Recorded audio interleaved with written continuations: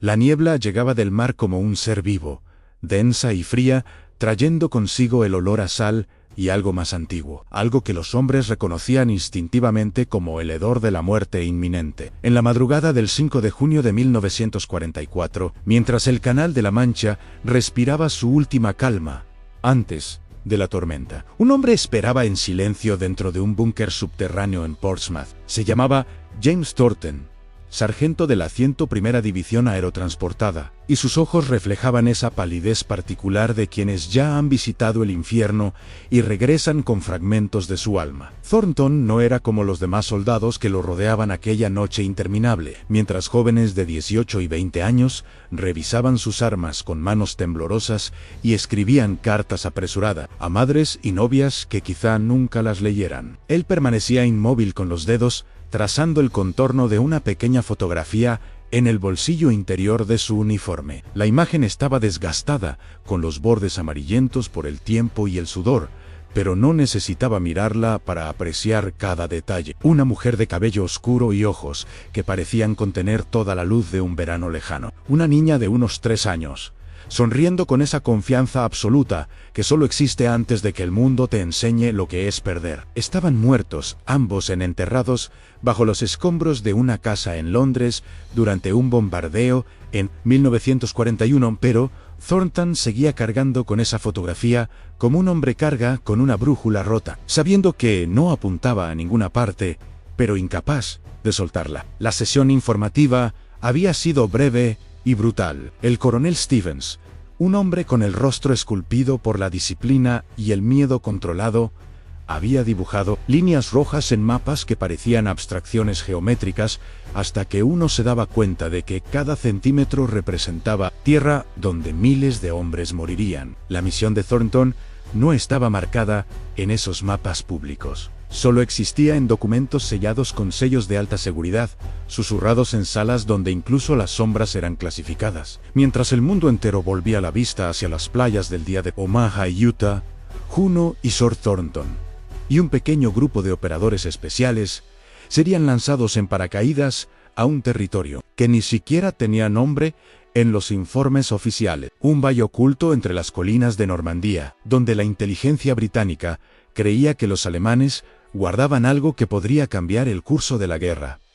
No un arma ni códigos, sino información, los nombres y la ubicación de cada agente aliado infiltrado en la Francia ocupada, recopilados meticulosamente por la Gestapo durante años de búsqueda incesante. Si esos archivos se hubieran trasladado a Berlín antes de la invasión, la resistencia francesa habría sido decapitada en cuestión de días. Miles de hombres y mujeres que lo arriesgaron todo para sabotear líneas ferroviarias, transmitir información y proteger a los pilotos derribados habrían sido sacados de sus camas en plena noche y ahorcados. En plazas públicas como advertencia, la red que había tardado años en construirse se habría desmoronado como una telaraña bajo un aguacero torrencial. Y sin los ojos y oídos de la resistencia, los aliados habrían estado luchando a ciegas en la campiña francesa, y cada avance se habría convertido en una masacre potencial.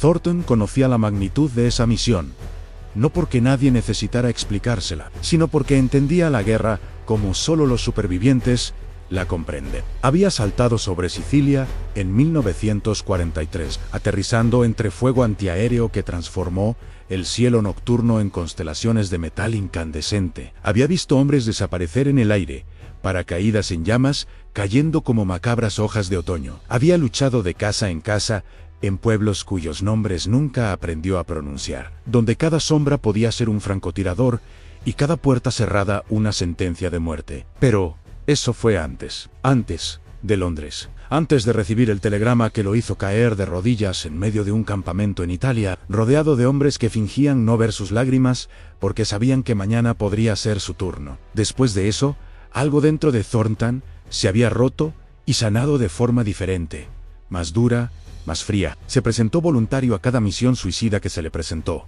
ganándose una reputación que oscilaba entre la leyenda y la locura. El soldado que no podía morir, no porque fuera invencible, sino porque parecía estar buscando activamente la muerte. Y la muerte, por alguna cruel razón, seguía rechazando su invitación. El rugido de los motores del CC-Searchy llenó el aire cuando los hombres finalmente subieron a bordo. 52 soldados se apiñaban en un tubo metálico que olía a aceite, vómito y miedo. Thornton estaba sentado cerca de la puerta, revisando su equipo por X vez.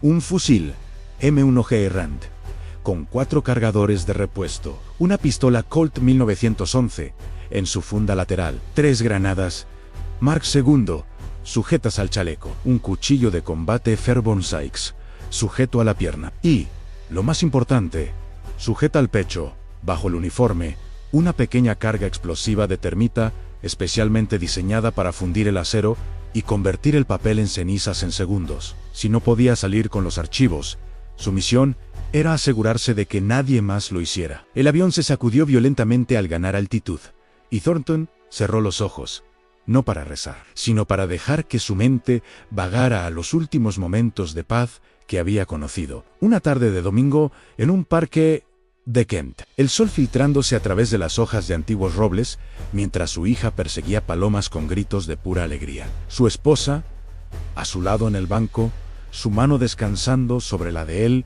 con ese peso ligero y pleno de perfecta intimidad. ¿Cómo podían ese mundo y este existir en el mismo universo? ¿Cómo podía la misma realidad contener parques soleados y niños quemados vivos por bombas incendiarias? La mente humana no estaba diseñada para contener tales contradicciones, y Thornton a veces sentía que la suya se rompía bajo la tensión. Las grietas se extendían como el hielo, rompiéndose en un lago congelado. La voz del piloto crepitó por los intercomunicadores. 20 minutos para la zona de lanzamiento. A su alrededor, los hombres se apretaban las correas y murmuraban oraciones en diferentes idiomas, unidos por el miedo universal que precede al salto a la oscuridad. Pero el grupo de Thornton era diferente. Solo 7 hombres, sentados en la parte trasera del avión, separados de los demás por algo más que la distancia física. Cada uno había sido elegido no solo por su habilidad, sino por algo más difícil de cuantificar: la capacidad de seguir funcionando cuando el mundo se derrumbaba, de mantener la cabeza fría mientras las balas rasgaban el aire a su alrededor y sus camaradas morían a manos de ellos. Eran hombres a quienes la guerra había moldeado en instrumentos afilados y precisos, pero a costa de casi todo lo que los hacía humanos. La costa francesa apareció bajo ellos como una línea irregular de sombras contra sombras, invisible, salvo por los ocasionales destellos de la artillería antiaérea que salpicaban la oscuridad como luciérnagas furiosas. El C-47 descendió bruscamente, girando para evitar un cono de reflectores que barría el cielo, y Thornton sintió un nudo en el estómago al ver a los hombres a su alrededor aferrarse a las asas colgantes, con el rostro pálido bajo la tenue luz roja de la cabina. El ruido era ensordecedor. Ahora no solo los motores, sino también el rugido distante de las explosiones, el silbido de los proyectiles que pasaban zumbando demasiado cerca, toda una sinfonía de destrucción, que se estaba convirtiendo en la inevitable banda sonora de la guerra moderna. Se encendió la luz roja en 30 segundos. Thornton estaba con los demás, moviéndose con una sincronización mecánica, fruto del entrenamiento repetido, hasta que se convirtió en instinto. El gancho de la cuerda estática estaba sujeto al cable superior. Última comprobación. Del paracaídas, la puerta lateral se abrió y el viento rugió, trayendo consigo el olor a humo, tierra mojada y algo químico que le quemó la garganta. Afuera solo había oscuridad y la vertiginosa sensación de velocidad. El mundo reducido a sonido, viento y la certeza de que en cuestión de segundos estaría cayendo a través de esa noche sin fondo. Verde en la luz cambió, y Thornton saltó sin dudarlo, lanzándose al vacío con la misma facilidad con la que otros hombres daban un paso al frente. Hubo ese segundo de caída libre, el instante de puro terror primario, cuando cada célula del cuerpo grita que esto está mal, que los humanos no fueron hechos para volar. Y luego el violento tirón al abrirse el paracaídas, la sensación de ser desgarrado hacia arriba por manos gigantes e invisibles. El silencio relativo tras el rugido de la cabina fue casi ensordecedor, roto solo por el crujido del nylon y el lejano sonido de la batalla. Descendía demasiado rápido. El viento lo empujaba hacia el este, lejos de la zona de aterrizaje prevista, y Thornton tiró de los cables de control, intentando compensar, aunque sabía que era inútil. Abajo el paisaje se materializaba gradualmente a medida que sus ojos se acostumbraban. Campos oscuros cortados por altos tetos característicos del boscaje, normando zonas aún más oscuras que podrían ser árboles edificios. O soldados alemanes esperando con ametralladoras apuntando al cielo. Vio otro paracaídas a la izquierda. Luego otro a la derecha, pero separados por distancias que convertían una operación coordinada en saltos individuales para sobrevivir. El suelo golpeó más rápido de lo esperado. Thornton dobló las rodillas y rodó como practicaba, pero aún así, el impacto le dejó sin aire y le provocó oleadas de dolor en el tobillo derecho. Permaneció inmóvil durante 3 preciosos segundos, escuchando, esperando, la alarma o el crepitar de los disparos que indicaría que habían observado su aterrizaje. Nada más que el viento entre los árboles y el lejano estruendo del bombardeo naval. El inicio de la Mayo R invasión anfibia de la historia de la humanidad que se desplegaba a kilómetros de distancia mientras yacía solo en un oscuro campo francés. Se movió con rapidez, sus manos trabajando automáticamente para soltar el arnés del paracaídas, recoger la traicionera seda blanca y esconderla bajo un denso arbusto, rifle en mano, sus ojos escudriñando la zona en busca de algún movimiento o forma inapropiada. Su tobillo protestó al ponerse de pie, pero aguantó su peso. Solo un esguince, no una fractura. Suerte Ann la necesitaría. Primero, la orientación. Thornton sacó la brújula y el mapa serigrafiado que llevaba escondido en la chaqueta, usando una pequeña linterna con filtro rojo para comprobar su posición. 3 kilómetros al sur de la zona de aterrizaje prevista. Podría ser peor. Ya había saltado a Sicilia, solo para encontrarse a 20 kilómetros desviado del rumbo, vagando por territorio enemigo durante 2 días antes de encontrarse con fuerzas amigas. Podría cubrir 3 kilómetros en 1 hora si el terreno cooperaba y no se topaba con patrullas alemanas. Un silbido bajo atravesó la noche. 2 tonos largos, una pausa, un tono corto, una señal de reconocimiento. Thornton respondió con una contraseñal y esperó, con el rifle apuntando en dirección al sonido, el dedo apartado del gatillo, pero listo para entrar en acción. Una figura emergió de la oscuridad, moviéndose con la cautela de un depredador en territorio desconocido. El teniente Mark Skoll, el oficial de comunicaciones del equipo, con la cara pintada de camuflaje, que lo hacía parecer más un espectro que un hombre. No hablaron, solo intercambiaron un breve asentimiento. Las palabras eran peligrosas allí, sonidos que viajaban demasiado lejos en la quietud rural. Cole señaló hacia el norte y luego levantó 2 dedos.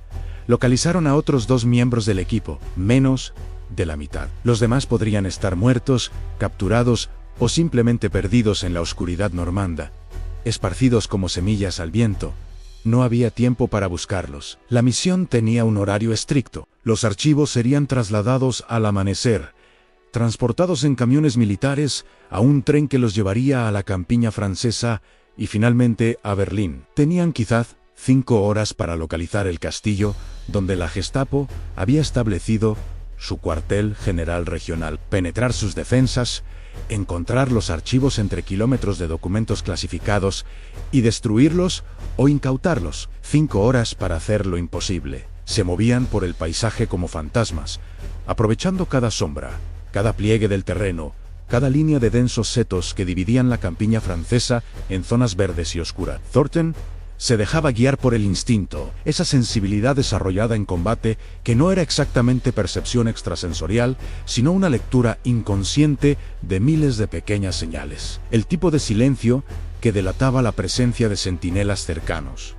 En contraste con el silencio natural de la noche, la forma en que la luz de la luna se filtraba entre las nubes podía revelar u ocultar el ritmo adecuado de movimiento, lo suficientemente rápido para cubrir terreno, pero lo suficientemente lento para no hacer ruido. Encontraron al sargento Williams a 2 kilómetros del punto de aterrizaje, atrapado en un árbol con su paracaídas, enredado en las ramas superiores, colgando a 3 metros del suelo como una macabra piñata. Había cortado las cuerdas y caído, y ahora yacía en el suelo emitiendo sonidos apagados de agonía mientras se agarraba el hombro derecho dislocado o roto. Cole y Thornton lo bajaron en silencio, y el médico de combate Davis emergió de la oscuridad como si lo hubieran conjurado, ya con morfina en la mano. No podían cargarlo. Ann Williams lo sabía. Ann, todos lo sabían. Asintió, indicando que estaba bien, que podía caminar. Pero todos vieron la palidez en su rostro y cómo se tambaleaba al intentar ponerse de pie. Thornton tomó la decisión sin decir palabra. Dejó a Williams escondido en una zanja llena de ramas, con agua, morfina y una pistola cargada. Si regresaban, irían a por él a Encino.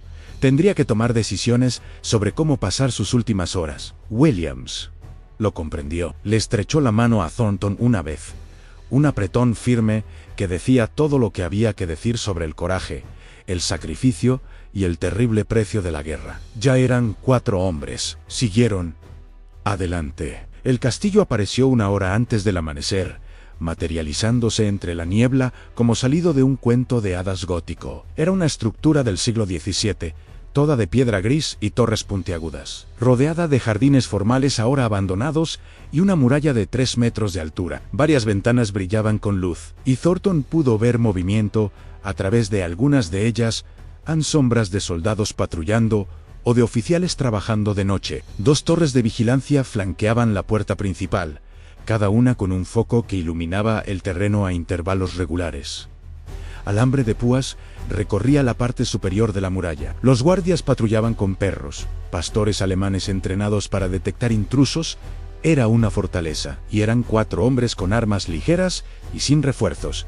Thornton observó el castillo durante 40 minutos, cronometrando cada patrón, cada cambio de guardia, cada rotación de los focos que atravesaban la niebla con rayos geométricos de luz amarilla. Cole estaba de pie junto a él con binoculares, mapeando en silencio las defensas mientras Davis y el experto en demoliciones Morrison revisaban su equipo por última vez. La racionalidad dictaba que era imposible. 4 hombres contra una guarnición que probablemente contaba con 50 o más soldados alemanes, además de personal de la Gestapo. Pero la guerra rara vez permitía que la racionalidad dictara acciones. Y las misiones imposibles eran simplemente aquellas en las que el costo del fracaso superaba el costo del intento. El cambio de guardia tuvo lugar a las 4:15 de la mañana, un breve momento de confusión, ya que los centinelas, cansados, fueron reemplazados por otros apenas un poco más alerta. Thornton hizo su movimiento entonces,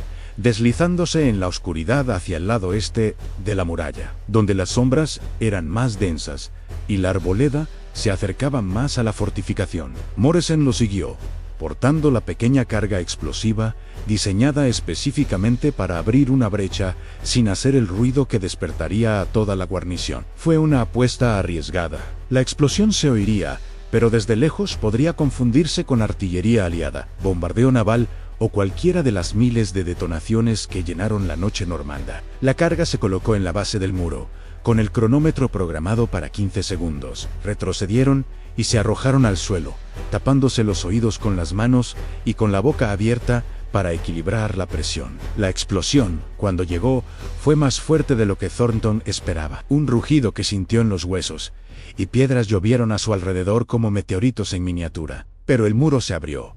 Una fisura irregular de quizás 1 metro de ancho, y el humo y el polvo se elevaron en densas nubes que les proporcionaron una valiosa cobertura. No esperaron a ver si la explosión llamaría la atención. Cruzaron la brecha en segundos, buscando refugio tras una fuente ornamental seca, mientras gritos en alemán resonaban por la propiedad y las luces empezaban a parpadear en más ventanas. La alarma aún no se había dado formalmente.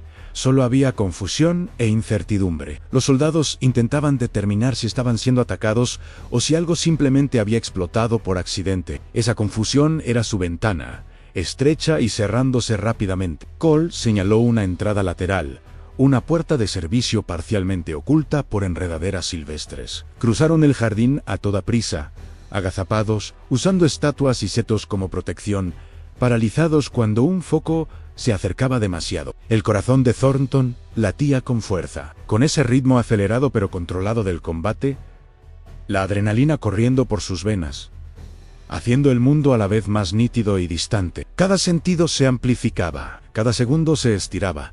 Elástico. La puerta estaba cerrada, pero Morazan trabajaba con rapidez, con herramientas especializadas, moviendo los dedos con precisión quirúrgica, incluso mientras los gritos alemanes se hacían más fuertes y organizados. La cerradura se dio con un suave clic, y estaban dentro, en el frío pasillo de piedra que olía a moho y conservantes químicos. Biblioteca o archivo, pensó Thornton. Los lugares donde se guardaban documentos antiguos desarrollaban ese olor particular. Luego se separaron según el plan. Cole y Davis subieron a los pisos superiores para crear una distracción, para que los alemanes pensaran que la fuerza invasora era mayor y estaba más dispersa de lo que realmente estaba. Morrison cubriría la ruta de escape, y Thornton iría solo al sótano, donde la inteligencia británica creía que los archivos más confidenciales se guardaban en bóvedas reforzadas, protegidas no solo por cerraduras, sino también por guardias dedicados y posiblemente por trampas explosivas. Bajó los escalones de piedra que parecían interminables, adentrándose en las entrañas del castillo, donde el aire se volvía cada vez más frío y denso. Linternas eléctricas sustituyeron las ventanas, proyectando sombras danzantes que transformaban cada pasillo en un laberinto de ambigüedad visual. Thornton avanzaba lentamente, con el fusil en ristre, comprobando cada paso antes de darlo todo. Allí era posible encontrar trampas, cables trampa conectados a granadas o alarmas. Los alemanes no eran novatos protegiendo sus secretos. Se oyeron disparos desde los pisos superiores. Cole y Davis hacían su trabajo, sembrando el caos. Thornton oyó botas corriendo sobre él, órdenes gritadas, toda la confusión de una fortificación que creía estar bajo un asalto a gran escala. Bien, aunque lo pensaran, que enviaran a todos los hombres disponibles arriba mientras él trabajaba en las profundidades. La puerta del archivo apareció al final de un pasillo estrecho, pesada y de acero, con una pequeña ventana de cristal reforzado. Una luz brillaba tras ella. Thornton se acercó con extrema cautela, mirando por la ventana antes de exponerse. Más allá había una habitación de unos 5 por 5 metros, con las paredes forradas de archivadores de acero, una mesa en el centro con una lámpara de lectura, y sentado detrás, fumando tranquilamente un cigarrillo mientras el caos rugía arriba, un oficial de la Gestapo, un coronel de uniforme, un hombre de unos 50 años, con un rostro que parecía esculpido en granito indiferente, y ojos que habían visto todo lo que los humanos podían hacerse unos a otros, y permanecían impasibles. Lo esperaban, sabía que alguien vendría. Había adivinado la verdadera naturaleza del ataque, o simplemente fue lo suficientemente precavido como para proteger personalmente sus posesiones más valiosas. La pistola Luger descansaba sobre la mesa, a su alcance, pulida y cargada, pero no la tocó cuando Thornton abrió la puerta y entró con el rifle desenfundado. Se miraron fijamente a través del estrecho espacio. Dos hombres en bandos opuestos de una guerra que había consumido el mundo. El alemán dio una larga calada a su cigarrillo y luego lo apagó con cuidado en el cenicero. Cuando habló, lo hizo en un inglés perfecto, con apenas un ligero acento. Sabes que no puedes salir de aquí con vida. La pregunta clave es si destruirás esos archivos antes de que mis hombres te maten. Tengo curiosidad por ver qué eliges. Thornton no respondió.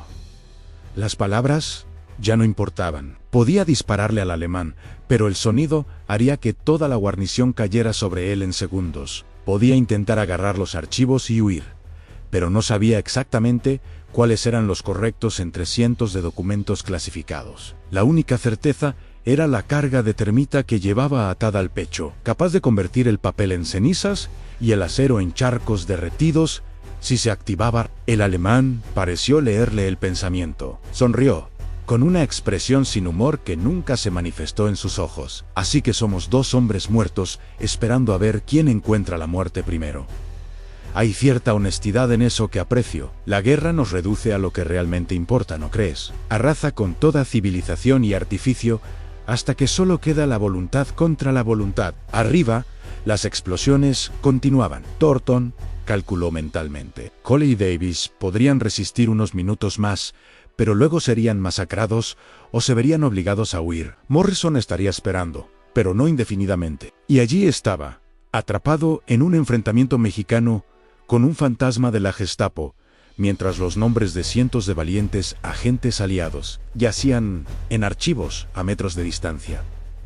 Pensó en su esposa y su hija, no en los buenos recuerdos, sino en el último momento, imaginando cómo debió ser cuando cayeron las bombas. El terror repentino, la certeza de que no había escapatoria, y luego, nada, solo oscuridad y el peso de los escombros aplastantes. Cargó con esas imágenes como penitencia, obligándose a visualizar su sufrimiento, porque de alguna manera le parecía más honesto que permitirse recordar solo los días soleados. El alemán debió notar un cambio en su rostro. Se levantó lentamente, con las manos visibles y alejadas del arma. Soy el coronel Heinrich Vogel. Antes de la guerra, era profesor de historia en Heidelberg. Enseñé a jóvenes sobre Napoleón y César, sobre el auge y la caída de los imperios. Es curioso encontrarse con la historia que antes solo se observaba. Supongo que lo entiendes. Thornton finalmente habló, con la voz ronca por la inactividad. Entiendo que hombres como usted compilaron listas de personas inocentes para asesinarla. Eso es todo lo que necesito entender.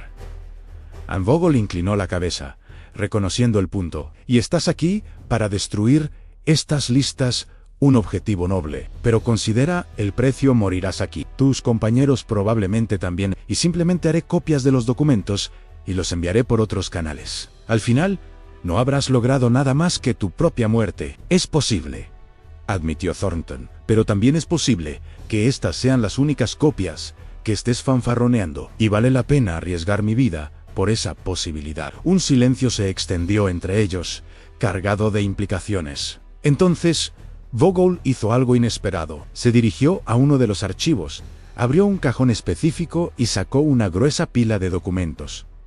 Se los ofreció a Thornton. Esto es lo que buscas: a nombres, direcciones, contactos, 3 años de trabajo meticuloso, antómalos y vete. Te doy 60 segundos antes de que active la alarma. Era una trampa. Tenía que serlo. Pero Thornton siguió adelante de todos modos, con el rifle aún apuntando, y tomó los documentos con la mano libre. Eran pesados, quizás 200 páginas, grapadas con tapas con sellos rojos de máxima clasificación. Parecían auténticos, pero no tenía forma de verificarlos. ¿Por qué?, preguntó. Vogel regresó a su silla y lió otro cigarrillo. Porque estoy cansado, sargento. Cansado de servir a un régimen que convierte la educación en propaganda y a los maestros en verdugos. Cansado de compilar listas de personas que morirán. Y porque creo que esta guerra ya está perdida. Y prefiero tener algún pequeño gesto de humanidad en mi historial cuando llegue el momento de rendir cuentas. Encendió su cigarrillo, exhalando humo que ascendía en lentas espirales en la penumbra. Ahora vete. Tus 60 segundos han comenzado. Y, sargento, espero de verdad que sobrevivas. Sería bonito pensar que al menos uno de nosotros encuentre la salida de este infierno. Thornton se retiró a la puerta, sin bajar el arma en ningún momento, sin dejar de observar al alemán en busca de cualquier señal de traición. Pero Vogel simplemente fumaba en silencio, con la mirada distante, como si viera a través de las paredes de piedra un pasado más apacible o un futuro imposible. En la puerta, Thornton se detuvo una última vez. Si esto es una trampa, te prometo que regresaré de entre los muertos para atormentarte. Vogel sonrió, triste y sincero. Ya me persiguen, sargento. Tantos fantasmas que uno más no cambiaría nada. Váyase en paz. Y Thornton se fue subiendo las escaleras corriendo con los documentos apretados contra el pecho. Su mundo reducido a pasillo tras pasillo de piedra antigua, mientras las explosiones resonaban y las balas cantaban, y la noche. Normanda esperaba más allá de los muros para darle la bienvenida nuevamente a sus sombras misericordiosas. Si esta historia te cautivó de principio a fin, dale a me gusta para apoyar el canal. Cuéntanos en los comentarios qué momento te impactó más. Y suscríbete para no perderte las próximas historias que pocos conocen. Activa las notificaciones porque hay una nueva historia cada semana. Y créeme, las siguientes son aún más intensas. Y como has llegado hasta aquí, significa que tienes el estómago para la cruda realidad de la guerra. Así que haz clic en este video que aparece en pantalla. Es otra misión secreta, otro soldado, otro infierno del que la historia oficial nunca te habló. Créeme, no podrás dejar de verlo.